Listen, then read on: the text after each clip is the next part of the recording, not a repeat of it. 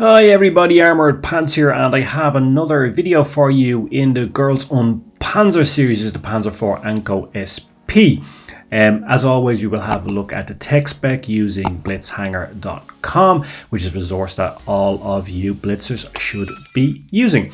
Now, is this a real tank? Yes and no. Yes, it's a bit of a Schrodinger's tank in that respect, right? It is both a real tank in that it's based on the Panzer IV, but it's also a fictional tank in that it appears in Girls on Panzer, as we have it here in the video. Now, this is the story behind this is it's from the Oari Academy, and it's a Panzer IV variant. They sort of found a Panzer IV-D, but actually they loaded a Panzer H gun and sides skirts onto it, etc. So it's kind of a variant. We'll look at that in detail. In terms of the tank itself, in Blitz, I would use standard fuel and rice, max out performance. I'd run gun rammer, supercharge, and vertical stabilizer. Low calibrated shells are an option on the 75mm gun, which is this GuP 40 gun, which is the gun that was on the Panzer H, not the Panzer D, which the girls originally found in the garage. Reload is 7 seconds with gun rammer, 7.6 seconds with calibrated shells. Pen is 110mm, 158mm, and 38mm with AP, APCR, and HE respectively. If you run calibrated shells, that goes up to 116, 166, and 42mm respectively. The damage is 160, 140, and 200 with AP, APCR, and HE respectively. So that 200 damage on the HE is one reason you may want to consider using calibrated shells. Most velocity is 1027 meters per second with AP and HE, goes up to 1284 meters per second with APCR. Now, in terms of the gun index, it's 7.6, right, which is really good for tier 5. That's that German gun handling in action. So the gun is reliable and it won't let you down. So it's very good for tier 5. This is sort of equivalent to some tier 7, tier 8 Soviet tanks. So, you know, it's pretty good. And that's what you'd expect from this German gun system. The mobility index is 5.7, which is also very good for tier 5 med, particularly when you consider that they have less provisions available to them. Full provisions, of course, are only available from tier 6 upwards. Now, in terms of, this tank versus its 5.5 version, obviously it's not as mobile, but if you haven't played that before, 5.5, you'll find it okay. Its view range is 267 meters, so at that view range is one of the best in its tier.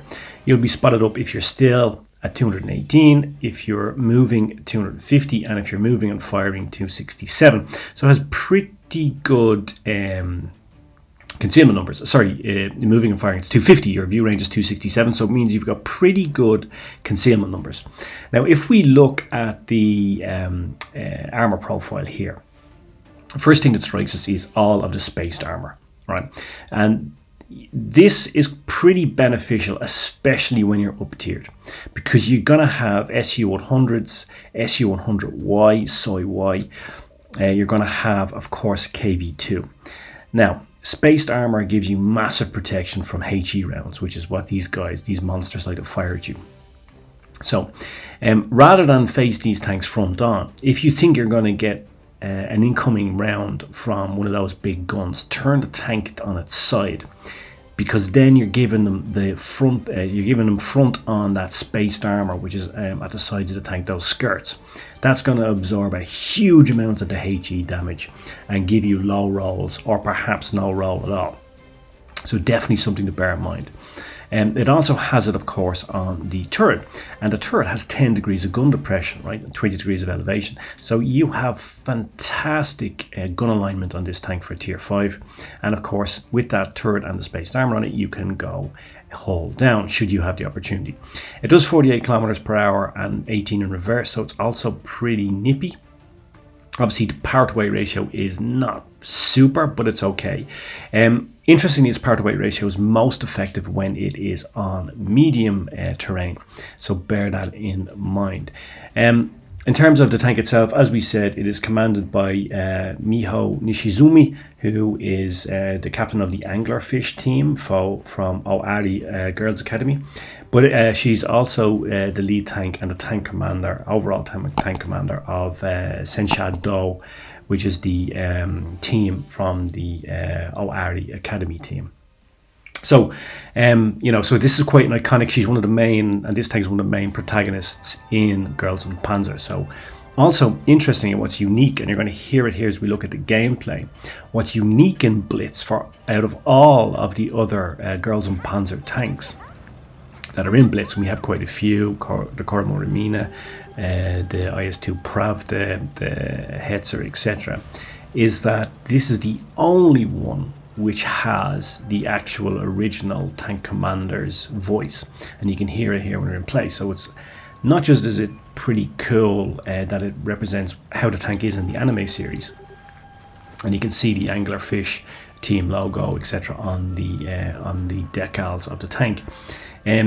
It also is one of the most unique crew voices within Blitz. And it's the actual voice by the actress that plays Miho Nishizumi within Girls on Panzer. So it's pretty cool, and that in itself is one reason to get this tank. In terms of its overall gameplay, you can see here it's a supremacy game. I'm up tiered. You can see that the tank is pretty mobile. You can get around the map. Interestingly, as you saw there, going through the water and the medium terrain, it's also pretty mobile. It doesn't lose huge amounts of mobility as some tanks do.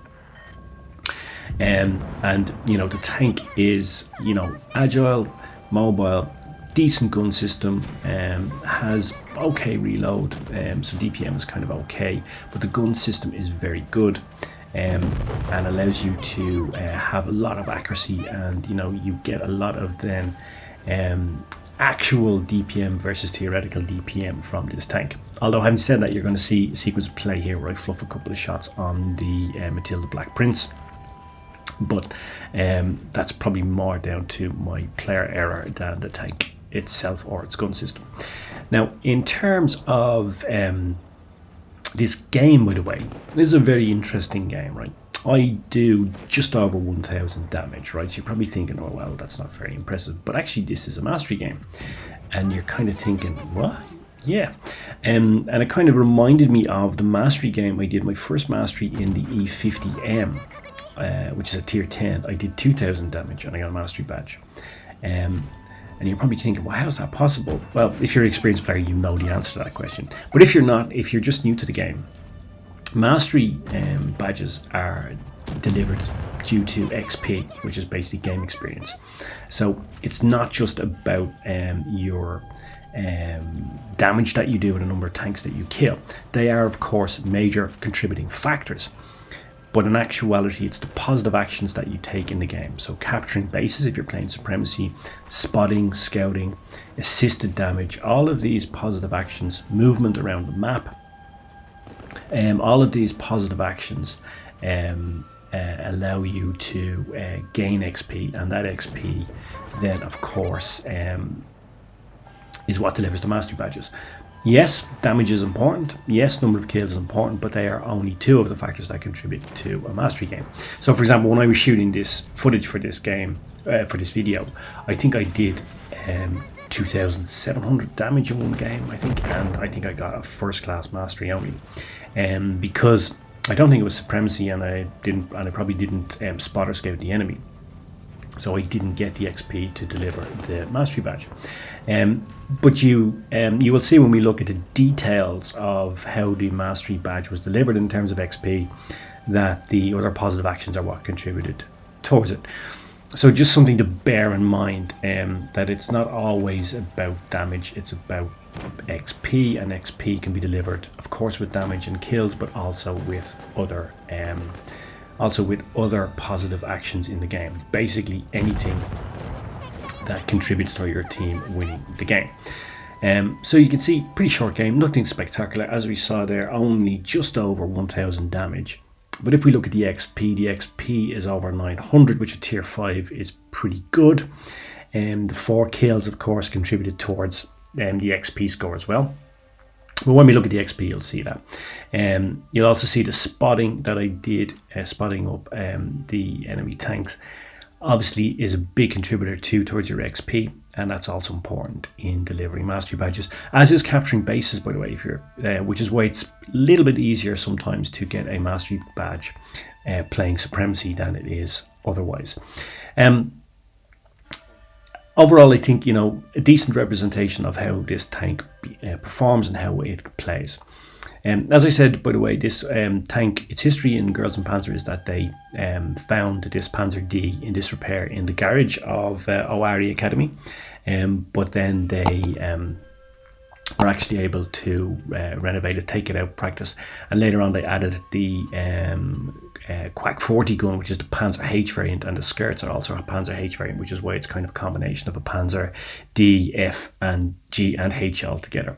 Anyway, guys, I hope you found that useful. I hope you found it enjoyable. And now I guess all that remains for me to say is, as always, pants off.